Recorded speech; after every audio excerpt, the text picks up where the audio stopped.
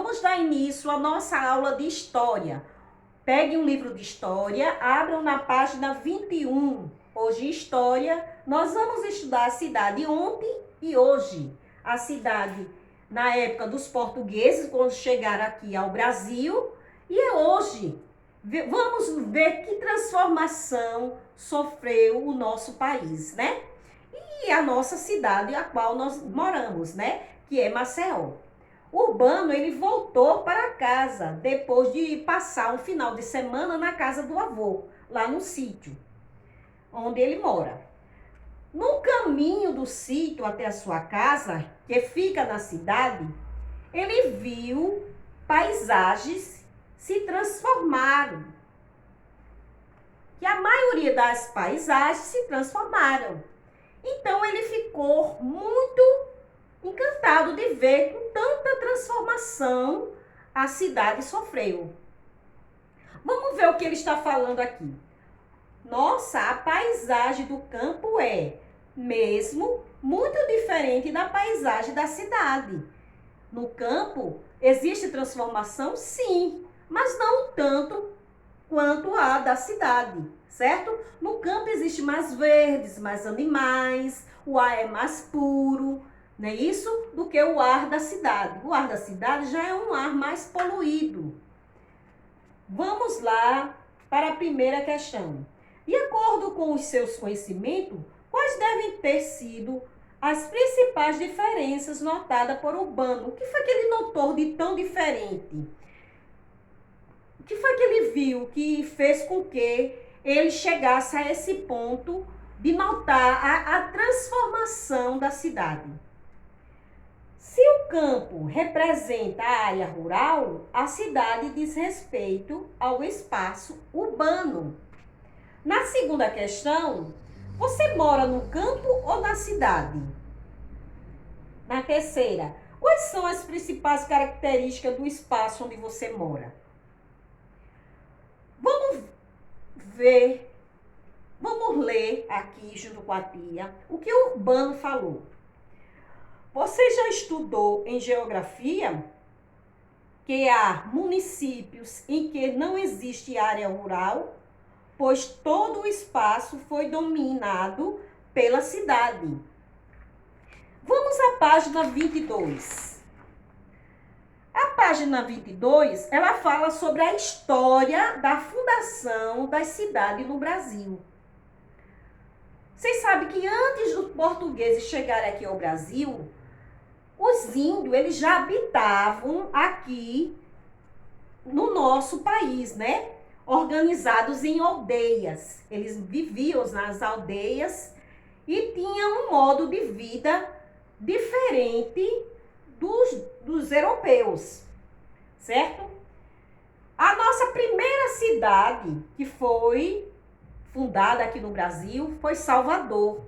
Salvador foi a nossa primeira cidade, que foi em 1549. O Rio de Janeiro foi a segunda cidade, que foi em 1565, certo? Da época dos europeus para cá, houve várias transformações. Não só nessa cidade, como nos outros estados. Sofreram várias transformações, inclusive aqui na cidade onde moramos, certo? Vamos à página 23. As transformações na cidade. No caminho até sua casa, Urbano percebeu que algumas lojas haviam passado por transformações e suas fachadas. Ele falou, aquela loja era de outra cor.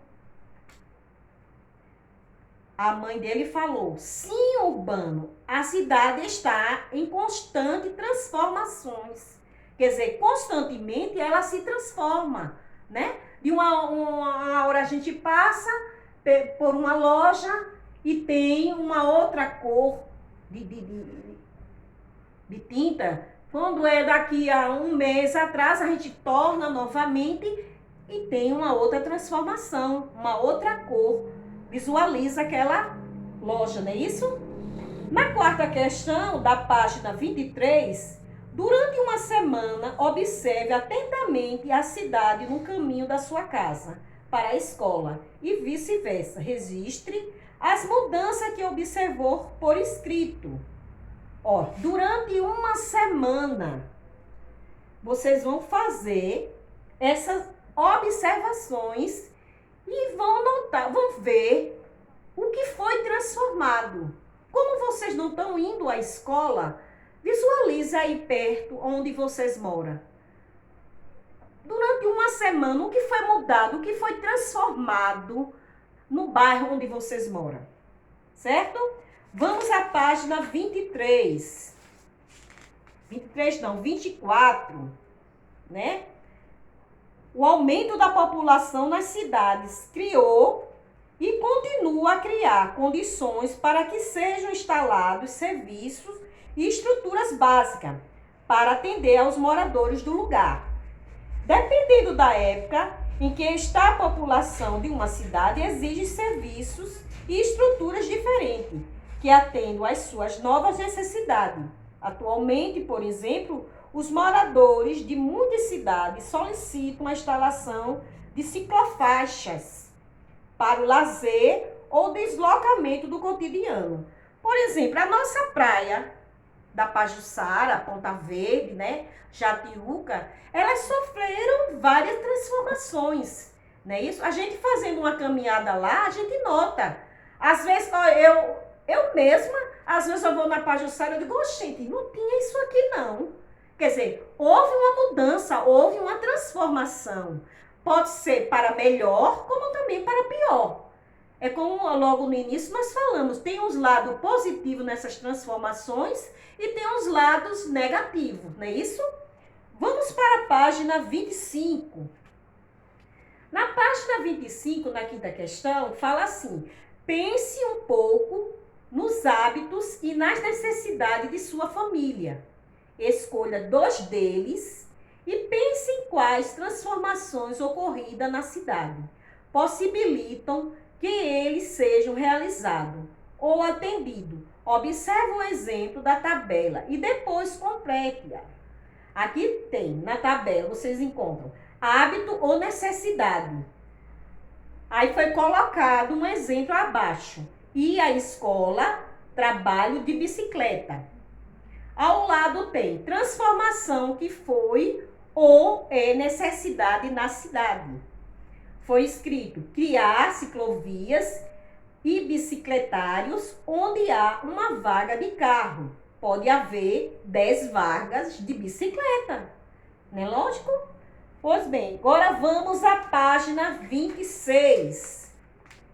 Na página 26, na segunda questão, fala, na cidade onde você mora, há áreas de risco? O que é área de risco? É local onde não pode ser construídos moradias, mas infelizmente isso existe em nosso país. Locais onde não pode ser construído casas, moradias, né?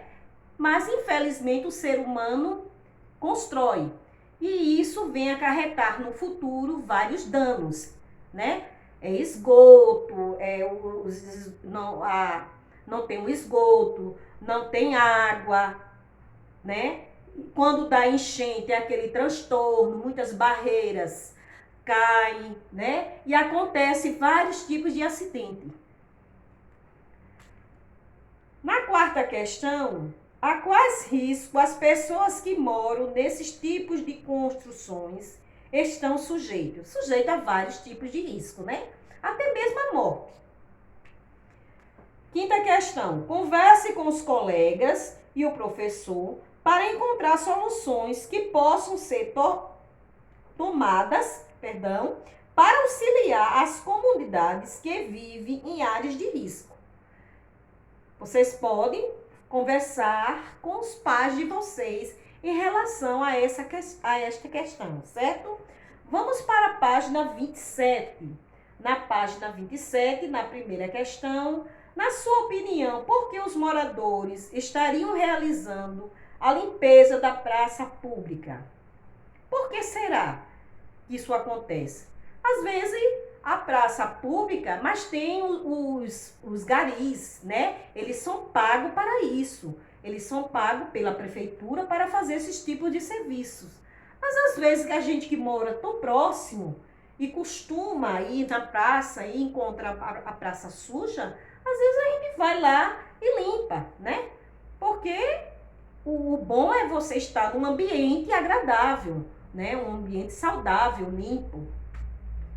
Na segunda questão, como você acha que deve ser uma praça para que as crianças possam brincar nela? Terceira questão, quais os espaços públicos que você conhece da sua cidade estão próximos do lugar onde você mora? A quarta questão, você e seus familiares utilizam os espaços públicos de lazer para convivência com outras pessoas? Compartilhe sua experiência com a sua turma. Olha o que o Urbano falou. Devemos sempre cobrar a melhoria nos espaços públicos. E isso é bom para toda a comunidade, certo? A tia vai encerrando por aqui e eu peço a vocês que no momento que vocês estiverem fazendo as atividades de vocês, visualize com bastante atenção as imagens. Explore bastante atenção, bastante as imagens que se encontram nas páginas. Leiam os pequenos textos, certo? Para vocês entenderem o que realmente a questão está pedindo, certo? Tia vai encerrando por aqui a nossa aula de hoje. Aguardo vocês na nossa próxima aula, que será amanhã. Beijo!